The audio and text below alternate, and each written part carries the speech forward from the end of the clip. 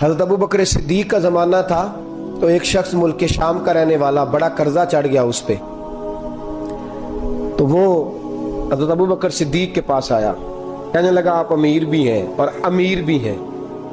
دونوں باتیں، ایک امیر یہ ہے کہ مسلمانوں کے سربراہ ہیں، اور دوسرا اللہ نے آپ کو مال و دولت بھی عطا فرمایا ہے، تو میرے اوپر قرضہ چڑھ گیا ہے تو مہربانی فرمائیں۔ وہ کہتا ہے حضرت صدیق اکبر نے میرا ہاتھ پکڑا، گھر کے اندر لے گئے، باہر سے دروازہ بڑا اعلیٰ تھا لیکن گھر کے اندر گیا تو چارپائی بھی کوئی نہیں تھی، کھجور کی چٹائیاں بچھی ہوئی تھی، کھجور کی چھال کی، اور وہ بھی پھٹی ہوئی۔ فرماتے ہیں سیدنا صدیق اکبر نے بٹھا لیا مجھے اور مجھے کہنے لگے یار تجھے ایک عجیب بات نہ بتاؤں؟ کہ بتائیے۔ فرمانے لگے 3 دن ہو گئے میں نے اناج کا دانہ بھی نہیں کھایا، کھجور کے اوپر گزارا کر لیتا ہوں، میں آج کل حالات میرے ٹھیک نہیں ہیں۔ لگا جی پھر